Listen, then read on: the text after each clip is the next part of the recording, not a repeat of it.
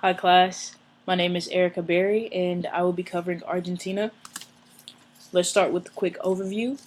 I will be covering the politics and infrastructure of Argentina, and also on Hofstede's dimensions, I will be covering collectivism versus individualism, and also time orientation. Alright, to begin, we can cover politics first.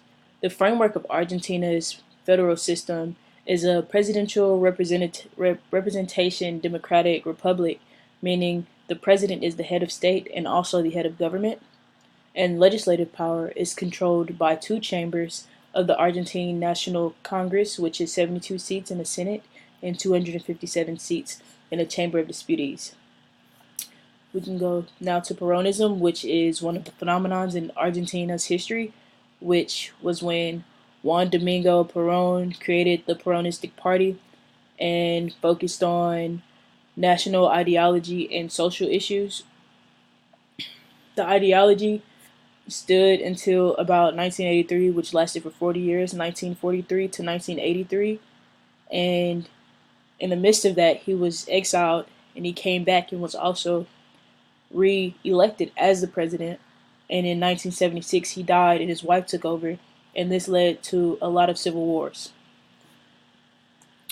After they were voted out of presidency in the late 1990s, Argentina went into a deep economic depression, which only got worse in 2001 when they defaulted on a 155,000 foreign loan. Within the next couple years, they were trying to find new people to take over, and three of the prospective presidents declined the offer due to the economic state and also the crisis climate in Argentina. And when somebody did take over, he proposed an idea which devalued the Argentine peso, which was held at about equal to $1 to 38 pesos is equal to $1. And that caused a lot of people to relocate because the banks had lost all of the middle class's money, and it caused people to migrate to Italy and Spain. Now, for infrastructure, Argentina's infrastructure is fairly good for Latin America. There are about 216,000 kilometers of roads, but only 64,000 kilometers of those are paved. And they've received many packages and from America and Brazil to help improve the infrastructure, and they're still working on that. And there are also 1,359 airports, but only 142 of those are paved. Now to go to collectivism versus individualism.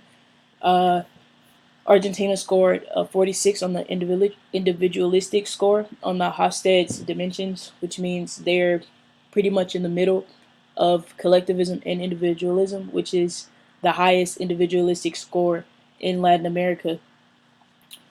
This is from their depressions and whatnot, leading them to want to depend on themselves and not teams. And they just want to bring their family with them, their immediate family. And the collectivism is more widespread in the more sparsely populated areas. In the more condensed areas such as Buenos Aires is a individualistic type of environment, and they want to bring their families up and just their immediate families and their close friends. Now we can go over time orientation. Argentina would be referred to as a polychronic culture, even though in some areas, such as Buenos Aires, time is a little more monochronic, which means that they are looking towards the future and they feel like everything needs to be done on time, while other areas feel as if they have enough time and they can just prioritize their family and previous agreements before things of importance, basically.